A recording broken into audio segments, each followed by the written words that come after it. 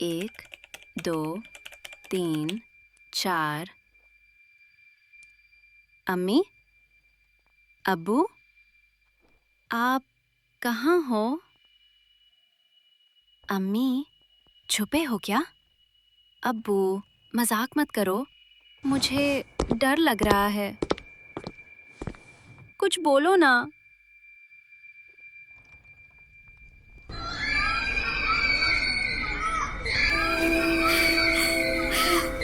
अम्मी!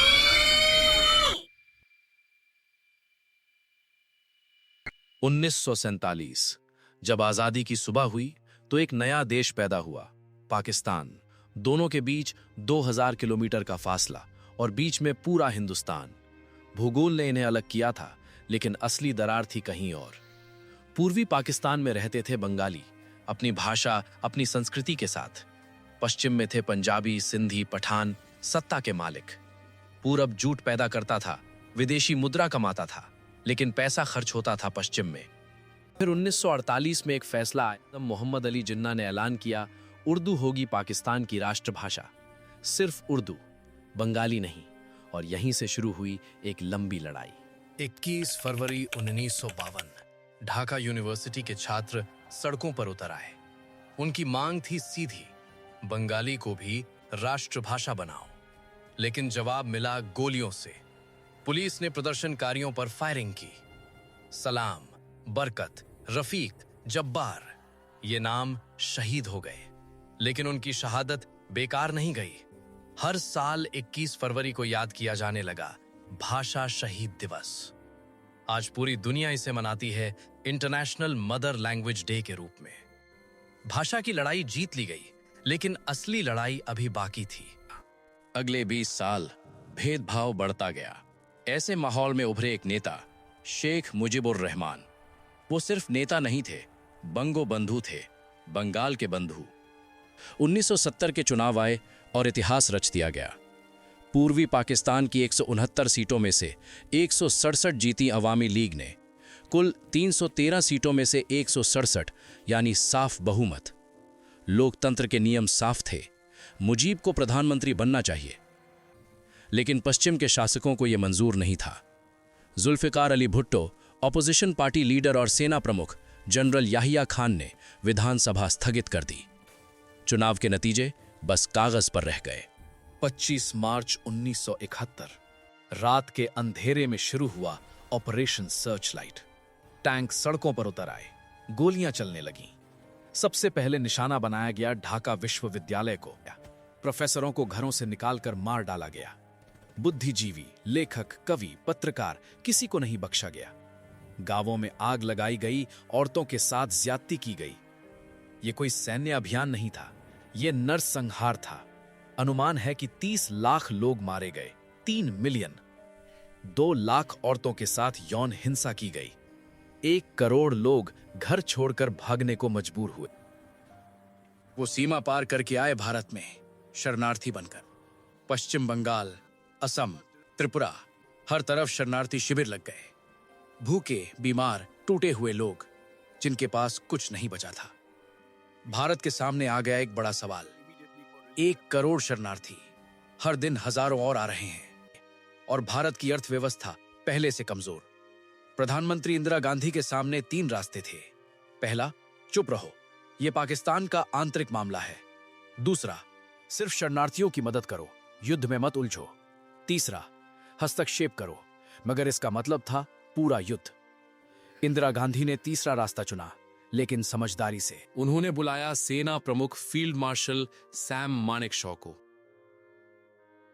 मानेकशॉ ने साफ जवाब दिया, नहीं प्रधानमंत्री जी, अभी बारिश का मौसम है, पूर्वीय जमीन दलदल है, टैंक नहीं चल सकते। चीन उत्तर से हमला कर सकता है, हमें तैयार होना होगा। हमें 6 महीने दीजिए। और इंदिरा गांधी ने उन्हें वो वक्त दिया।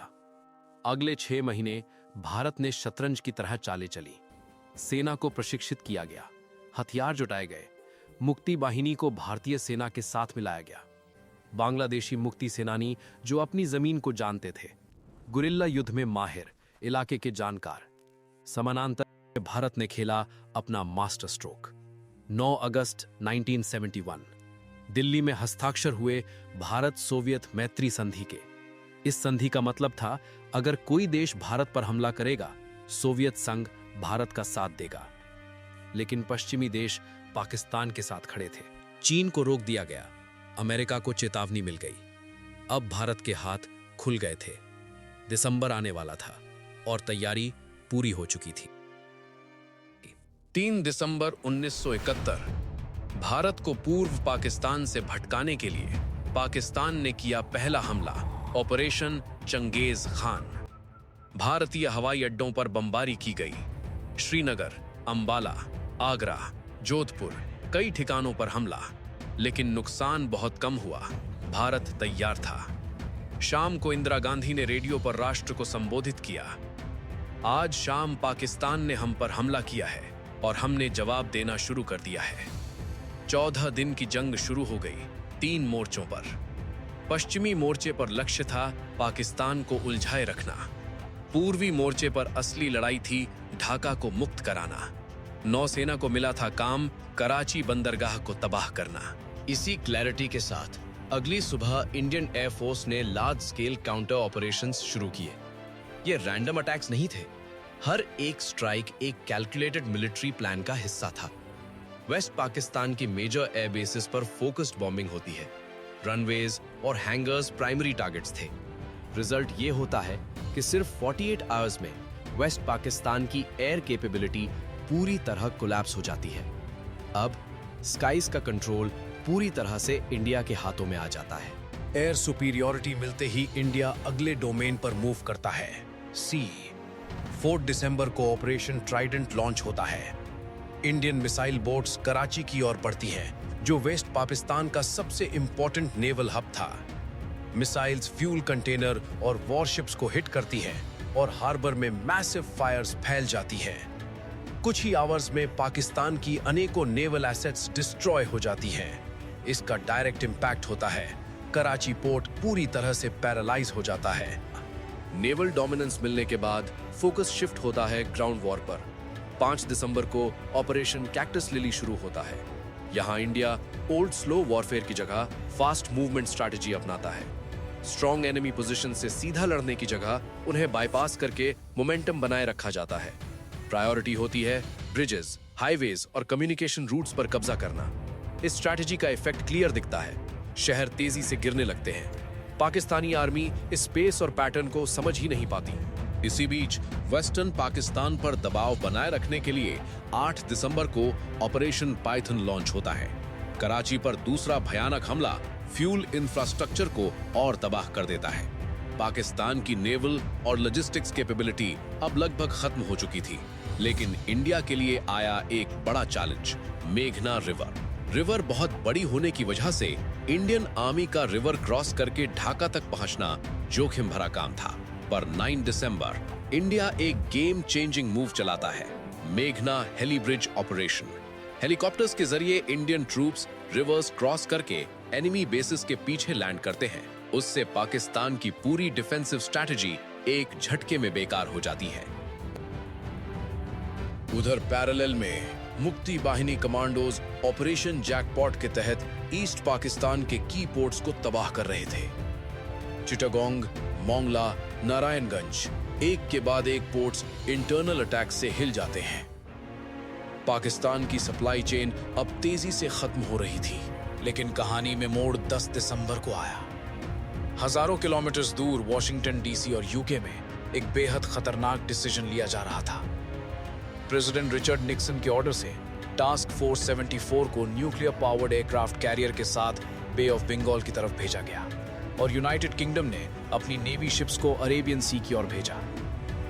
ये कोई नॉर्मल डिप्लॉयमेंट नहीं थी, ये एक क्लियर न्यूक्लियर थ्रेट था। दुनिया की सबसे पावरफुल नेवी अब इंडिया की तरफ बढ़ रही थी। 11 दिसंबर, जब पाकिस्तानी आर्मी समझ चुकी थी कि वो वॉर हार रहा है, तो उसकी स्ट्रैटेजी बदल गई। प्लान था अपनी पूरी आर्मी को ढाका के अंदर इकट्ठा करना। अगर वो सक्सीड हो जाते तो ढाका एक फोर्ट्रेस बन जाता। अर्बन वॉरफेयर शुरू होती और वॉर हफ्तों तक और खिंच जाती। यही पाकिस्तान की आखिरी उम्मीद थी। पाकिस्तानी ट्रूप्स अलग अलग डायरेक्शन से ढाका की तरफ भागना शुरू कर देते हैं। इंडियन आर्मी को समझ आ गया था कि दुश्मन ढाका की ओर भाग रहे हैं, उनका रास्ता बीच में ही काटना होगा। 11 दिसंबर, इसी जरूरत से जन्मा ऑपरेशन टैंगेल, इंडिया का सबसे बोल्ड एयरबॉर्न ऑपरेशन। प्लान था पैराट्रूपर्स को सीधा दुश्मन के पीछे उतारना और टैंगेल कॉरिडोर को ब्लॉक कर दें। साथ में डमी पैराशूट का भी यूज किया गया ताकि दुश्मन सेना को लगे कि इंडियन आर्मी की तादाद उनसे बहुत ज्यादा है। और इसी ब्रिलियंट स्ट्रैटेजी से टैंगेल कॉरिडोर अब इंडियन आर्मी के कंट्रोल में आ गया। दुश्मन सेना के लगभग सभी रास्तों को ब्लॉक कर दिया गया। कोऑर्डिनेशन टूट गया, कम्युनिकेशन लाइंस फेल होने लगे और ढाका स्ट्रेटेजिकली कोलैप्स होने लगा। यही ऑपरेशन टैंगेल का रियल इम्पैक्ट था।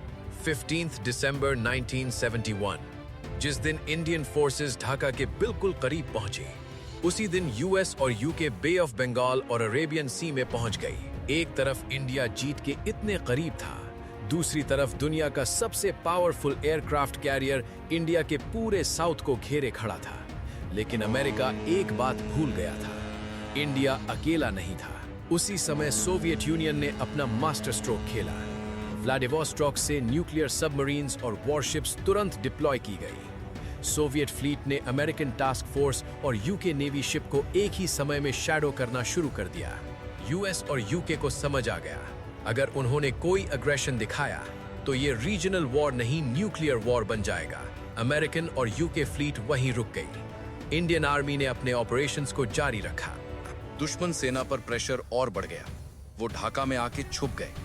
इंडियन एयरफोर्स ने ढाका में एक और एयर स्ट्राइक कंडक्ट की, जिससे पूरी दुश्मन आर्मी का हौसला टूट गया और 16 दिसंबर 1971 को दुश्मन सेना के 93,000 सोल्जर्स ने ढाका में सरेंडर किया। पाकिस्तान ने अनकंडीशनल सरेंडर साइन किया। 93,000 Pakistani soldiers means modern history का सबसे बड़ा सरेंडर। और 13 दिन में जन्मा एक नया देश, बांग्लादेश। युद्ध के बाद इंडिया ने पाकिस्तानी सोल्जर्स को प्रिजनर्स ऑफ वॉर के रूप में रखा और जनीवा कन्वेंशन के अनुसार उन्हें पाकिस्तान भेजने की जिम्मेदारी ली। और इंडिया ने 1 करोड़ से ज्यादा रेफ्यूजीज की सेफ वापसी भी सुनिश्चित की। लेकिन इस विक्ट्री की कीमत भारत ने चुकाई। 3,000 से ज्यादा इंडियन सोल्जर्स ने अपनी जान देके उन्होंने किसी और की आजादी के लिए अपना खून दिया, सिर्फ और सिर्फ इंसानियत के लिए। ये सिर्फ मिलिट्री स्ट्रैटेजी नहीं थी, ये ह्यूमैनिटी थी, ये करेज था, ये वो सैक्रिफाइस था जो दुनिया को दिखाता है कि कुछ चीजें बॉर्डर्स से बड़ी होती हैं। एक सेना ने अपनों का खून बहाया और दूसरी ने अपना, वो भी सिर्फ और सिर्फ जस्टिस, फ्रीडम और ह्यूमैनिटी को बचाए रखने के लिए। लेकिन हर सैक्रिफाइस के पीछे छुपी होती हैं कुछ अनसुनी कहानियां। जैसे क्या हुआ था उन इंडियन सोल्जर्स के साथ जो पाकिस्तान की कस्टडी में थे। कितने वापस आए, कितने आज भी मिसिंग हैं। अगली वीडियो में हम लेकर आएंगे 1971 prisoners of war, the forgotten heroes. क्योंकि कुछ कहानियां सिर्फ जीत के जश्न में नहीं, बलिदान की गहराई में छुपी हैं। 10,000 लाइक्स से हम जानेंगे आप रेडी हैं आगे की कहानी जानने के लिए। चैनल को सब्सक्राइब करें।